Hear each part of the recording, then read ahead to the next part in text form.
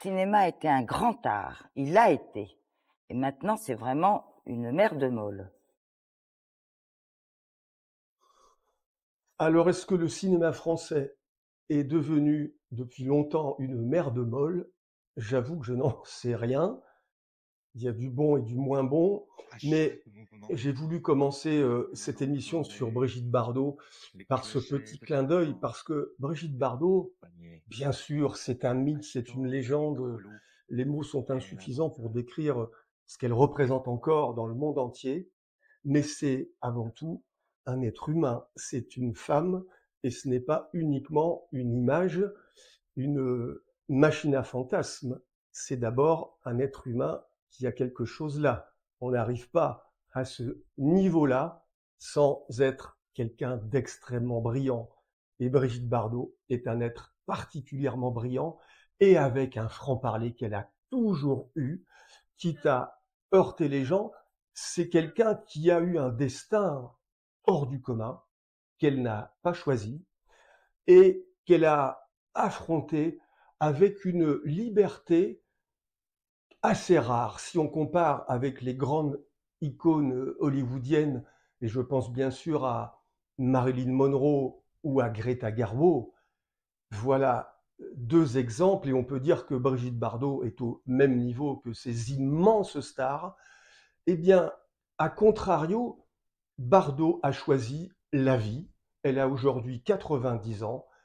Elle n'a pas suivi, même si sa vie de star a été extrêmement difficile, qui est armé, qui est né pour être une star? Personne. On connaît le destin de Marilyn Monroe, qui a eu cette fin tragique très jeune. Greta Garbo, qui elle s'est retirée et qui ne voulait pas être vue. Brigitte Bardot, c'est le contraire. D'abord, elle a abandonné le cinéma. Sa carrière a duré 20 ans. C'est pas beaucoup, 20 ans. Mais quelle carrière! Et elle a voulu vivre, elle a choisi la vie, et elle est toujours parmi nous avec cette force de vivre, cette conviction. C'est une combattante, c'est beaucoup plus qu'une actrice, qu'un monstre sacré, que tous ces termes. C'est Brigitte Bardot, il n'y en a qu'une. Alors, j'ai essayé de faire un portrait, bien sûr impressionniste. Il y a tellement de livres, tellement de films, tellement de documentaires, de séries, tout ce qu'on veut sur Brigitte Bardot, que je ne vais sans doute rien vous apprendre, mais j'ai essayé de chercher des documents qu'on connaissait un petit peu moins, et pour raconter cette trajectoire incroyable et de cette femme qui, je pense, reste un exemple pour beaucoup de Françaises et de Français. C'est un modèle de vérité, d'humanité, de combativité, qui n'a pas peur d'affronter des opinions contraires et des vents contraires. Sa vie a été un combat, son plus grand combat étant celui pour la défense des animaux. Alors, l'histoire de Brigitte Bardot, Brigitte, la légende Bardot, c'est le titre de cette petite émission. Eh bien, on va commencer par un document qui date de 1950. Brigitte Bardot est née en 1934, en 1934. En fait, elle va tourner pas mal avant de devenir bébé. Ses initiales à laquelle on va la réduire. Et en 1950, il faut savoir que Brigitte Bardot habite à Paris, ses parents connaissent beaucoup de monde, sa mère est amie des gens qui dirigent la rédaction du journal Elle, et elle se retrouve très jeune en couverture du magazine. Et Marc Allégret, grand réalisateur, la remarque et lui fait tourner un bout d'essai pour un film qui ne se fera pas, qui s'appelle Les lauriers sont coupés. Je vous propose de regarder ce bout d'essai, et ce qui est amusant, c'est que vous allez voir le partenaire qui lui donne la réplique, c'est Roger Vadim. C'est lui qui va réaliser Et Dieu créa la femme. L'explosion de Brigitte Bardot, le mythe Brigitte Bardot naît avec ce film. Et il se trouve que Roger Vadim est l'assistant de Marc Allégret, et pour l'occasion, il donne la réplique à Brigitte Bardot. Regardez cet extrait qui date de 1950. Les débuts, c'est la première fois que Brigitte Bardot se trouve devant la caméra d'un réalisateur. Pliez, pas courir. Attention à la tête, à les épaules.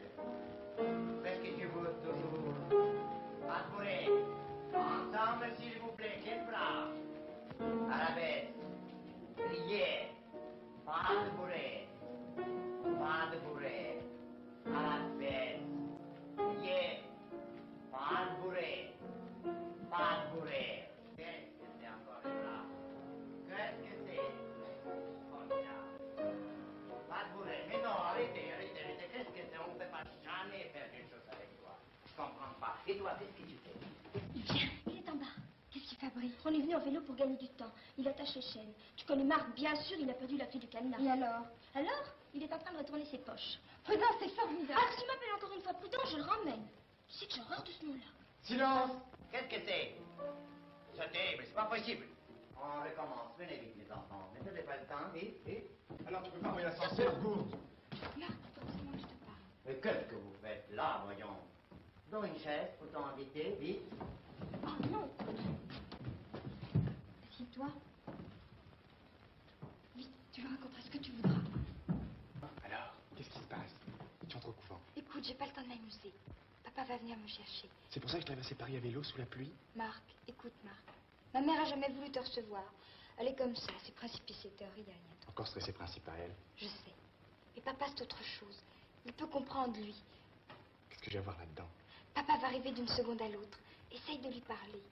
À la maison, c'est impossible, il ne veut pas contredire maman. Peut-être qu'il a peur, ou il aime sa tranquillité. Ici, ce sera autre chose, tu verras. Je suis sûre que tu peux t'entendre avec lui. Si tes parents ont envie de me voir, qu'ils me le demandent. Je leur parlerai. Fais pas d'orgueil. C'est pas une question d'orgueil. Je t'aime et j'ai pas à supplier tes parents. Couturier. C'est la première fois que tu me dis que tu m'aimes. Si tu veux rien faire, il n'y a qu'une raison que ça change jamais. M'énerve pas. Après tout, c'est à toi de t'occuper de tes parents. Tu les connais mieux que moi. Tu sais très bien que je ne peux rien faire. Moi encore moins. Tu fais exprès de pas comprendre. Je comprends plus que j'en ai plus qu'assez de toutes ces salades. Marc, il est fâché. Tu veux que je lui parle? On parle jamais bien pour soi-même. On est énervé, ça rend maladroite. Tu veux? Tu l'aimes? Et lui, il t'aime. Donc vous vous aimez? Alors vous êtes heureux? Et tu as envie de pleurer? Alors là, tu mens. Je vois bien ce que je vois. Tu pleures de joie? Écoute, je comprends plus. Tu l'aimes, il t'aime, vous êtes heureux, puis tout va mal quand même. Est-ce que tu peux être gosse encore? Mais c'est plus simple que ça, la vie. En place. Vite, vite, vite. Qu'est-ce que je dis? Alors, mon enfant. Bien, c'est pardon. Voilà. Tu sais que je t'aime beaucoup. Hein? Travaille du tringueur dans ce soir. Ah, on recommence. Vite, vite. 1, 2. À la baisse.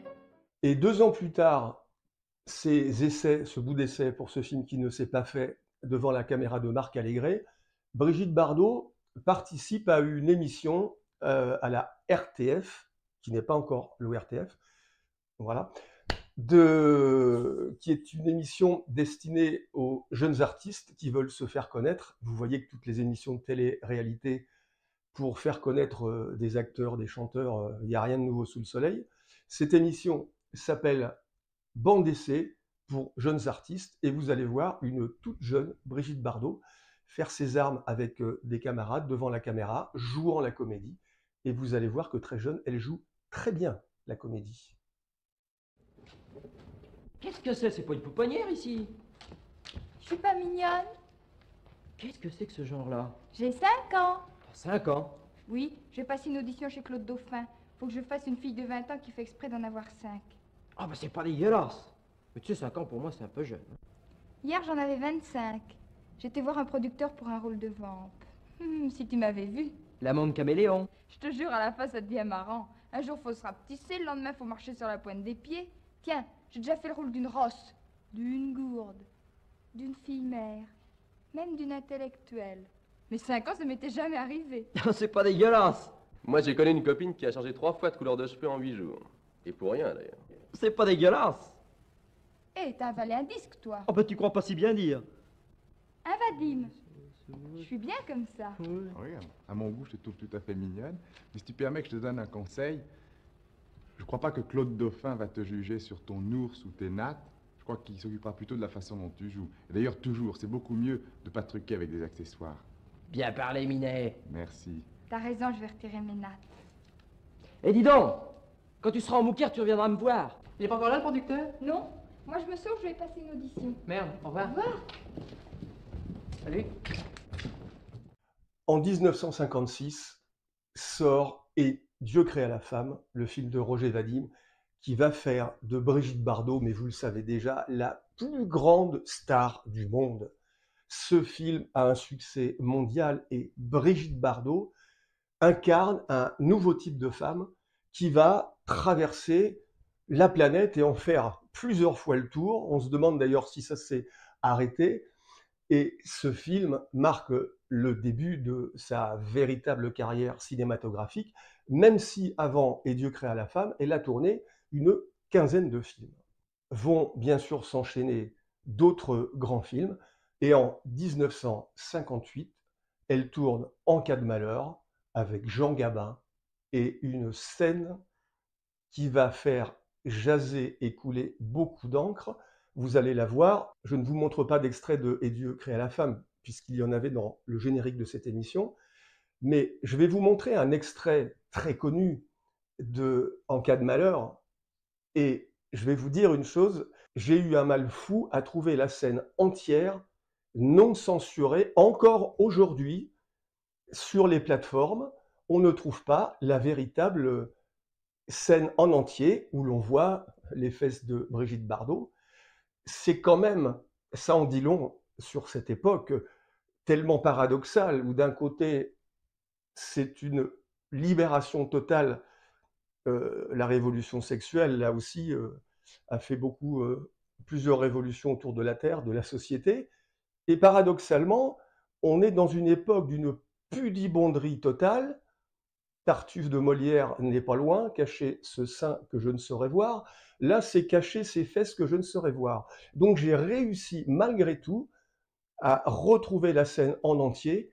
Et on comprend, une fois de plus, Bardot, c'est quelqu'un qui apparaît et qui fait sensation. Et là, elle est face à Jean Gabin. On a là deux monuments du cinéma français et du cinéma mondial.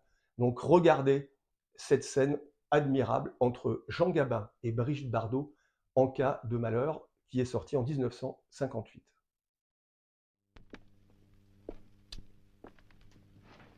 Oui, ben je n'irai pas voir Monsieur Gaston. Ah? Pourquoi? Parce qu'un avocat n'a pas le droit de voir un témoin. Ah? Je ne savais pas. Vous ne savez pas grand-chose. Mais vous la prenez, mon affaire? Aucune idée. C'est parce que je n'ai pas d'argent. Ah, parce qu'en plus, vous n'avez pas d'argent. Si vous croyez que ça se trouve comme ça, de l'argent, si j'en avais eu, j'aurais pas. Oui, assommé une bonne femme. Oh, elle est pas morte. Ben, heureusement.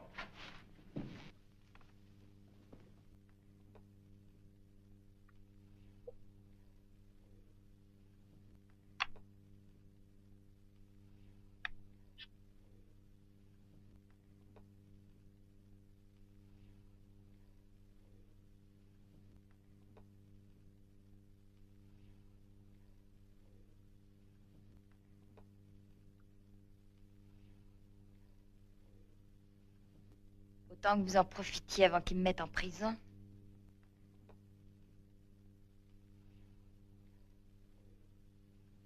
Alors, c'est non pour tout.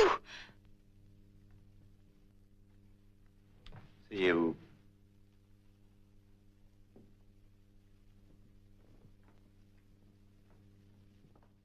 Je faisais tout à l'heure le parallèle avec Marilyn Monroe et Brigitte Bardot. Ce sont deux stars stratosphériques. Et ces femmes ont vécu quand même un véritable enfer. Pas de vie privée. Leur vie privée fait partie du spectacle, qu'elles le veuillent ou non. On a vu où ça a conduit Marilyn Monroe. Brigitte Bardot a eu une force de caractère, une force de vie hors du commun pour échapper à cette machine à broyer des paparazzis, des qu'en dira-t-on, de tout cet enfer de savoir sa vie exposée même quand elle va attendre un enfant. Et justement, je voulais aborder ce chapitre-là à travers un film. Et 1 an après la sortie d'En cas de malheur, sort un film totalement différent qui est une comédie, Babette s'en va en guerre, qui va encore là construire la légende Bardot. Et c'est lors du tournage de ce film qu'elle va rencontrer le père de son futur enfant, Jacques Charrier. C'est une idylle qui va enflammer la France et le monde.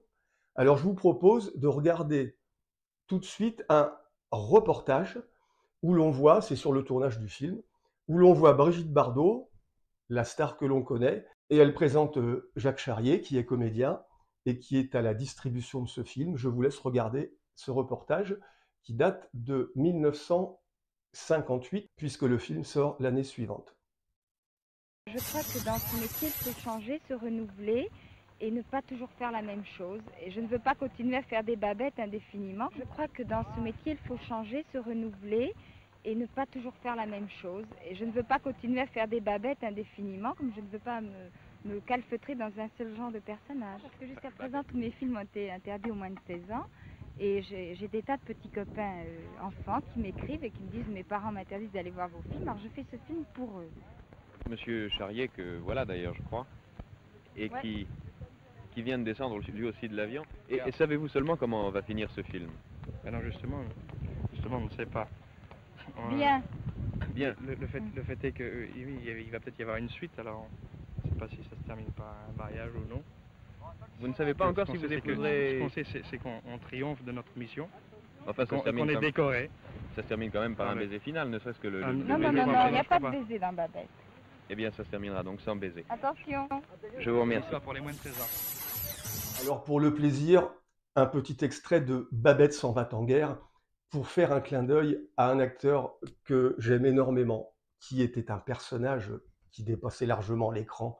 C'est Francis Blanche, qui était un homme hors du commun, d'une culture énorme, d'un humour fabuleux, et qui joue dans ce film un des personnages qui l'a rendu très populaire, le fameux Papa Schulz, qui est un officier allemand du renseignement. Vous allez voir, et je vous propose de regarder Brigitte Bardot et Francis Blanche dans un extrait de Babette s'en va en guerre, sorti en 1959.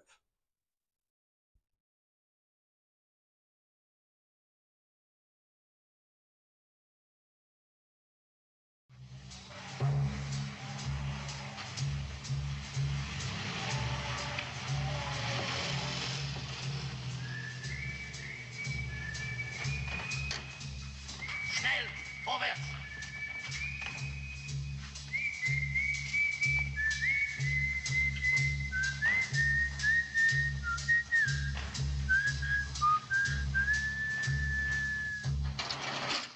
Où est-il, ce traître? Aristocrate, franc-maçon... Oui.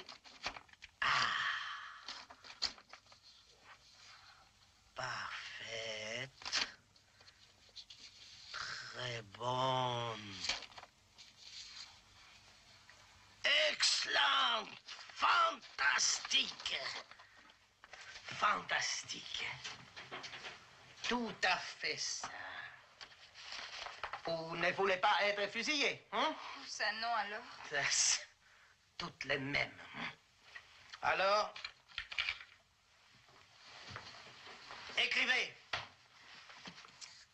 Je, sous-signé, reconnais avoir transporté dans ma valise des objets interdits sous peine de mort. Beurre, saucisson, camembert. Mais pas du tout. Vous voulez que je ouvre? Oh non, c'est pas la peine. Alors, daté, signé. Good. Si vous êtes sage et obéissante, les papiers ne sortent pas du coffre. Si vous n'êtes pas sage, les papiers reviennent et vous serez fusillé. Pam, pam, pam. Compris? Je peux peut-être m'en aller. Tous. Vous permettez?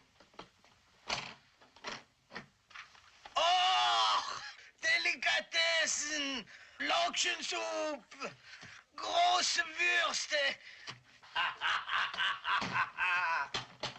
Mon petit doigt me dit tout. Allez, vous venez avec moi. Vous bien mignonne, bien gentille. Vous intéressez beaucoup, Papa Schulz. Vous pouvez m'aider à démasquer les ennemis de notre Führer bien-aimé. Sans blague, y en a donc qui l'aiment pas? Ah, personne ne l'aime. Il n'y a que la Gestapo. Mais nous sommes si peu. Tout le reste est marxiste.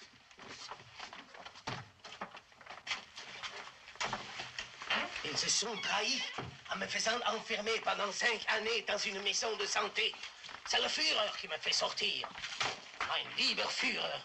Mais je les détruirai tous. Pam, pam, pam, pam. Le monde est plein d'ennemis du Reich. Camouflés, clandestins, têtus. Essaye donc de faire avouer un Japonais qu'il est juif. Vous verrez si c'est facile. Ah. Ils sont partout. Ah oui? Votre chambre. Asseyez-vous. Oui. Juden. Les plus dangereux sont à l'état-major. Un surtout. Tenez. Celui-là. C'est un traître. Mais cette fois-ci, grâce à vous, mademoiselle Babette, je le tiens. À vous, il parlera. Pourquoi? Une idée de moi, colossale finesse. Vous, avec des cheveux bruns, fausses, tout à fait. Si vous voulez m'aider, vous ne regretterez pas. Je ne demande que ça, mais qu'est-ce que je dois faire? Vous restez ici, Papa Schulz s'occupe de tout. La tactique, le costume, la nourriture. Vous bien mignonne, bien gentille. Tenez, je permets, vous pouvez embrasser le portrait de notre Führer. Je ne l'ai pas encore mérité. Oh, modeste en plus. Wunderbar.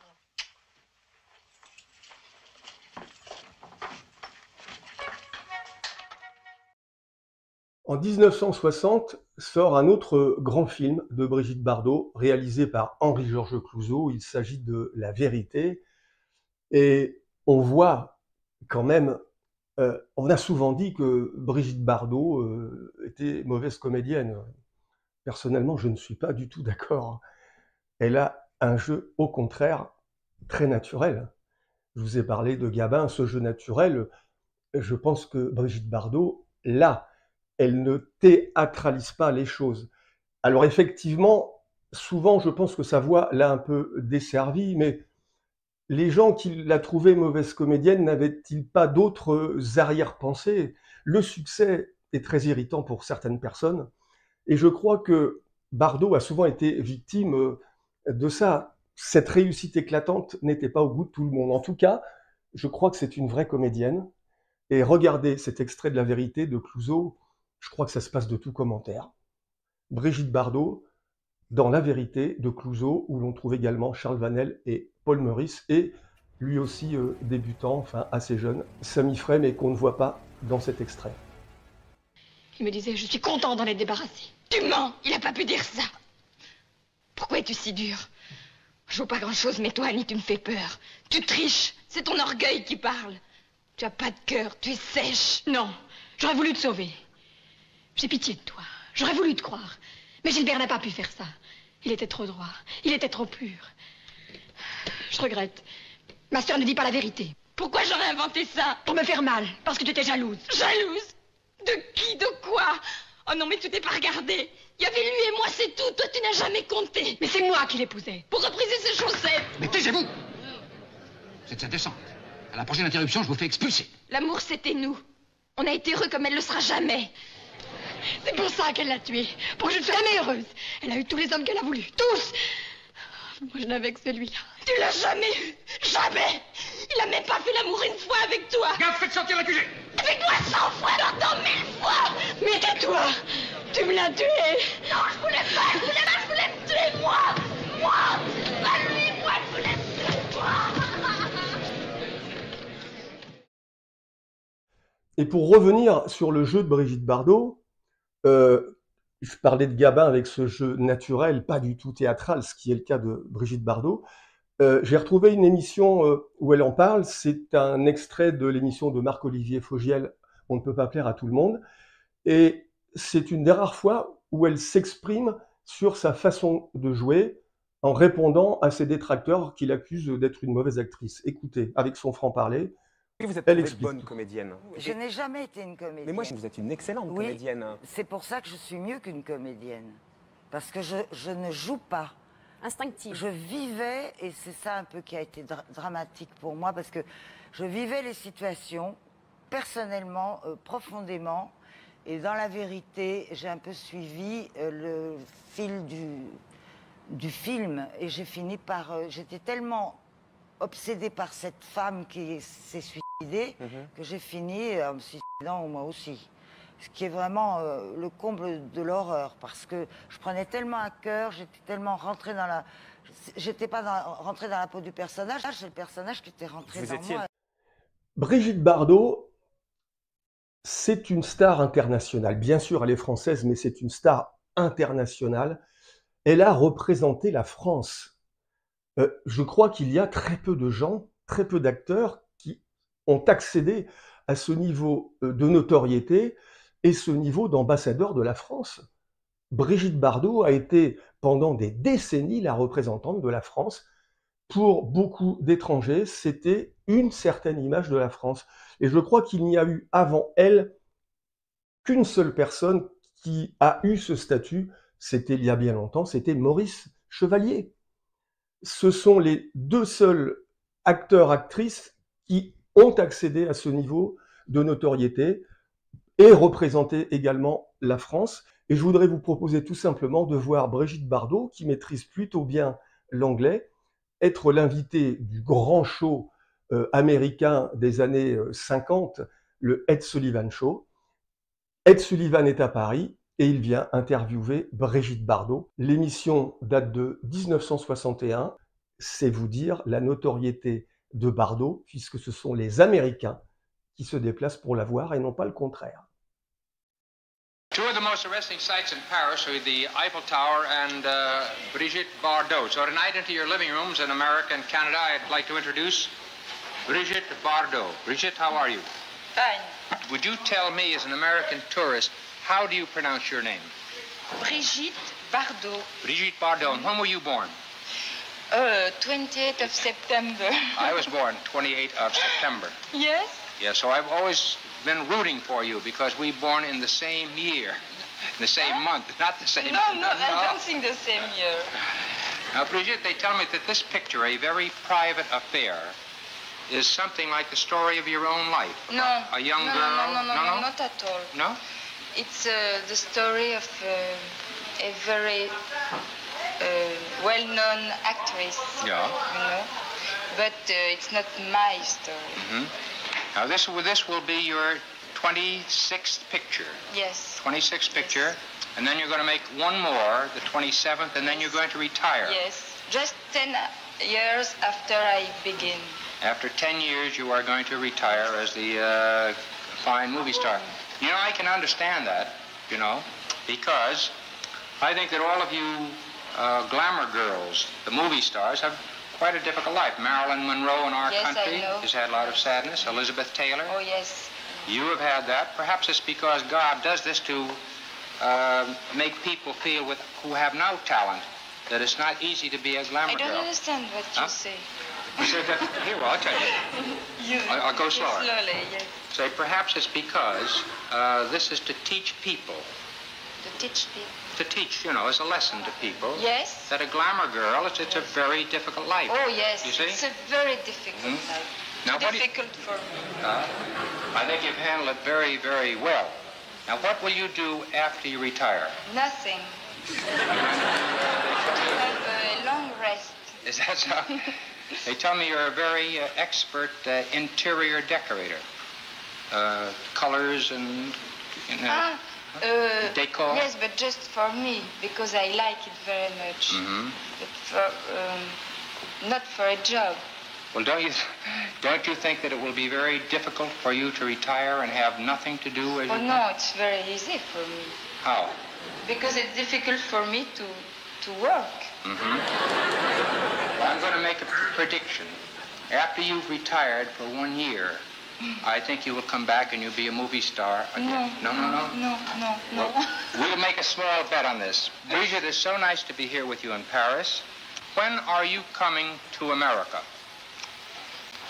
After I have retired from the movie. Fine, because Americans, you know, have a very great affection for you. I have affection for you too. Well, then you have to come over there and you have to express that affection, and we will express our affection for you. Okay? Okay. Bye. Okay? Bye. Bye. En 1963, un des grands films de Bardot, bon, c'est Godard, on aime ou on n'aime pas Godard, mais il a largement participé aussi à la construction du mythe Brigitte Bardot. Et je vous ai choisi une des scènes les plus connues. Il n'y a que Godard pour tourner des scènes comme ça. Le Mépris reste un très très grand film, avec bien sûr Fritz Lang, qui joue son propre rôle dans le film, Jack Palance, Michel Piccoli. Je vous propose de regarder tout de suite cet extrait du Mépris et on se retrouve juste après pour un document qui a été fait pendant le tournage du Mépris en Italie. Tu vois mes pieds dans la glace? Oui. Tu les trouves jolis? Oui. Très. Et mes chevilles, tu les aimes? Oui. Tu les aimes mes genoux aussi? Oui. J'aime beaucoup tes genoux. Et mes cuisses? Aussi.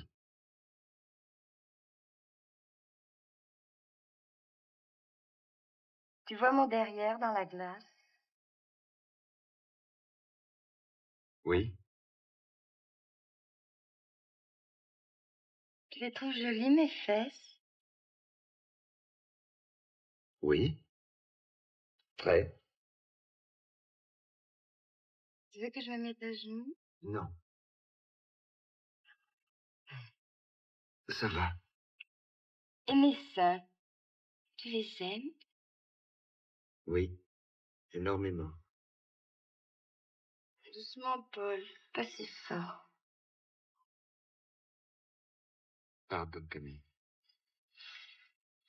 Qu'est-ce que tu préfères? Mes seins ou la poigne de mes seins? Je sais pas. C'est pareil. Et mes épaules, tu les aimes? Oui. Moi, je trouve qu'elles sont pas assez rondes. Non, pas moi. Et mes bras, tu les aimes? Oui.